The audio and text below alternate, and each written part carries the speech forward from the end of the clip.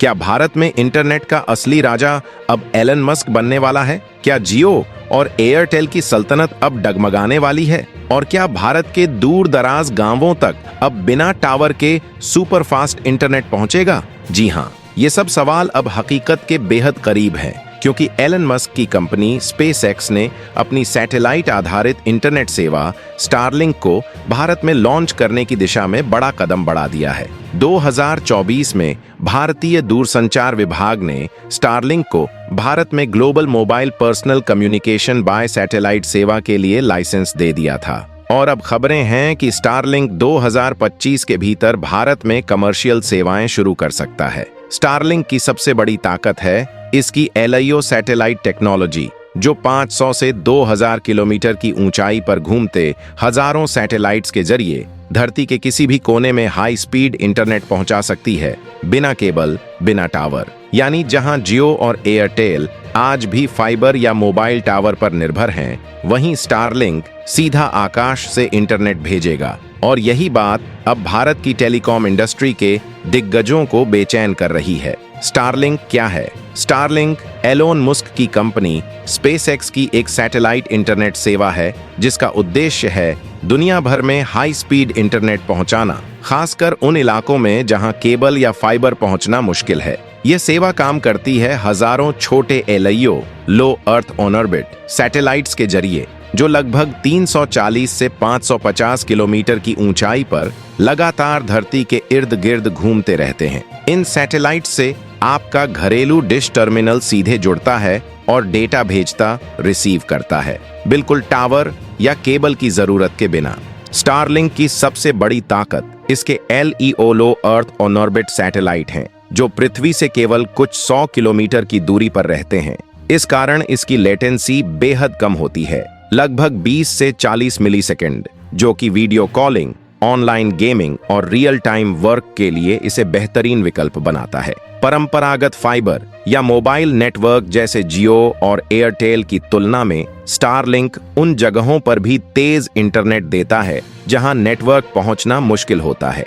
यही कारण है कि दुनिया भर में इसकी मांग तेजी से बढ़ी है। दिसंबर 2024 तक स्टारलिंक के करीब 4.6 मिलियन ग्राहक थे और फरवरी 2025 तक यह आंकड़ा 5 मिलियन के पार चला गया। इसके कुल सक्रिय सैटेलाइट्स की संख्या लगभग 6,750 से 7,600 के बीच है, जो दुनिया भर के सभी सक्रिय सैटेलाइट्स का लगभग 65% हिस्सा है। भारत में स्टारलिंक लॉन्च की स्थिति, लॉन्च की तारीख और समय रेखा। स्टारलिंक को जून 2025 में भारतीय दूरसंचार विभाग से GMPCS लाइसेंस मिल गया था। इसके बाद जुलाई 2025 में IN स्पेस की अंतिम मंजूरी भी मिल चुकी है, जो इसे कमर्शियल ऑपरेशन की राह आसान बनाती है। मीडिया रिपोर्ट के अनुसार स्टारलिंक दिसंबर 2025 तक भारत में अपनी सेवा शुरू कर सकता है। हालांकि अभी इसमें अंतिम तकनीकी और स्पेक्ट्रम आधारित मंजूरी बाकी है। सरकारी मंजूरियां और रुझान DOT ने 7 मई 2025 को LOI लेटर ऑन इंटेंट जारी किया और जून 2025 में GMPC लाइसेंस दिया।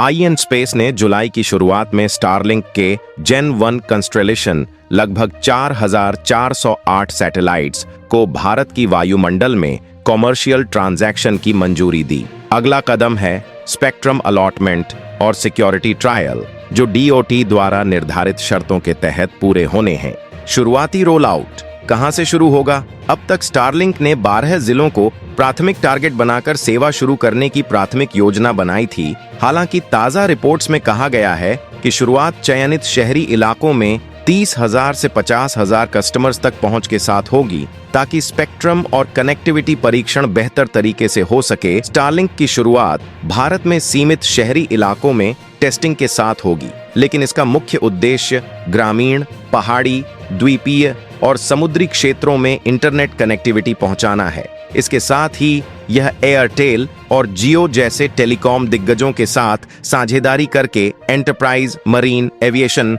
और सरकारी क्षेत्रों में भी सेवाएं देने की योजना बना रहा है। 5G और फाइबर नेटवर्क की स्थिति। भारत में जियो और एयरटेल दोनों ही 5G विस्तार में तेजी से आगे बढ़ रहे हैं। जियो ने 2022 में ट्रू 5G लॉन्च किया था और अब तक यह 90% से ज्यादा हिस्से में कवरेज का दावा करता है। एयरटेल भी 15,000 से ज्यादा शहरों में अपनी 5G सेवा पहुंचा चुका है। फाइबर की बात करें तो जियो फाइबर के 1.2 करोड़ और एयरटेल एक्सट्रीम के करीब 90 लाख ग्राहक हैं जो लगातार बढ़ रहे हैं। ग्रामीण रणनीति। भारत की बड़ी ग्रामीण आबादी को देखते हुए दोनों कंपनियां गांवों को जोड़ने पर जोर दे रही हैं। जियो ने फिक्स्ड वायरलेस एक्सेस के जरिए फाइबर के बिना भी इंटरनेट पहुंचाना शुरू किया है, जबकि एयरटेल ने प्रोजेक्ट लेप के तहत लाखों ग्रामीण टावर लगाए हैं और ब्रॉडबैंड पहुंच बढ़ाने के लिए कई पायलट प्रोजेक्ट्स शुरू किए हैं। स्टारलिंक बनाम जियो एयरटेल। क्या है फर्क? स्टारलिंक पूरी तरह सैटेलाइट आधारित है, यानी इसके लिए न टॉवर चाहिए न केबल। LEO सैटेलाइट्स की वजह से स्टारलिंक देश के उन हिस्सों में इंटरनेट देने का दावा करता है जहां अभी जियो या एयरटेल की पहुंच नहीं है। लेकिन स्टारलिंक की सर्विस अभी भारत में शुरू नहीं हुई है और जब होगी भी तो इसके शुरुआती प्लान 7,000 से 10,000 रुपए प्रति माह के बीच हो सकते हैं, जबकि जियो और एयरटेल की प्लान्स 300 से 800 रुपए प्रति माह में आते हैं। इस अंतर से साफ है कि स्टारलिंक का फोकस आम ग्राहक नहीं बल्कि रिमोट एरिया, सरकारी एजेंसी और कॉरपोरेट क्लाइंट्स पर होगा। क्या स्टारलिंक इनके लिए खतरा है? सीधा जवाब है, फिलहाल नहीं। स्टारलिंक की टेक्नोलॉजी भविष्य में टेलीकॉम सेक्टर को प्रभावित कर सकती है, लेकिन कम से कम अगले 3 से 4 वर्षों तक जियो और एयरटेल के लिए कोई बड़ा खतरा नहीं है। बल्कि 2025 की शुरुआत में खबर आई कि जियो और एयरटेल स्टारलिंक जैसी कंपनियों के साथ साझेदारी पर विचार कर रही हैं, ताकि वे अपने नेटवर्क को सुदृढ़ कर सकें, खासकर ग्रामीण, समुद्री और आपदा प्रभावित क्षेत्रों में। इसका मतलब यह है कि आने वाले समय में स्टारलिंक प्रतिद्वंद्वी से ज्यादा एक पूरक भूमिका निभा सकता है। वो वहां सेवा देगा जहां जियो या एयरटेल पहुंच नहीं बना पाए हैं। हालांकि JM फाइनेंशियल की रिपोर्ट कहती है कि स्टारलिंक मौजूदा फाइबर और 5G की तुलना में महंगा और धीमा हो सकता है और इसमें डेटा कैप भी है।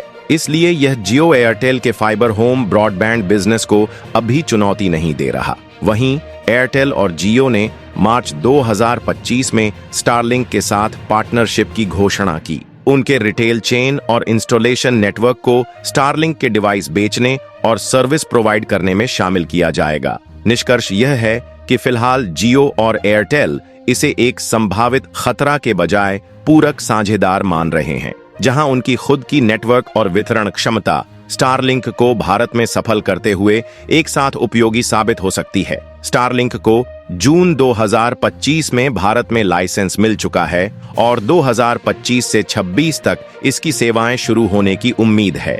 इसकी खासियत है दूर दराज और आपदा प्रभावित क्षेत्रों में तेजी से इंटरनेट पहुंचाना। अगर स्टारलिंक भारत में शुरू हो जाए तो क्या आप इसे अपनाना चाहेंगे या जियो एयरटेल की सस्ती और भरोसेमंद सेवाओं को ही प्राथमिकता देंगे? नीचे कमेंट में बताएं। महंगा लेकिन हर जगह नेटवर्क या सस्ता और तेज 5G शहरों तक सीमित। तो दोस्तों, यही थी आज की वीडियो। अगर आपको वीडियो पसंद आई हो तो इसे लाइक करें, शेयर करें और चैनल को सब्सक्राइब करना ना भूलें। आपका बहुत बहुत धन्यवाद।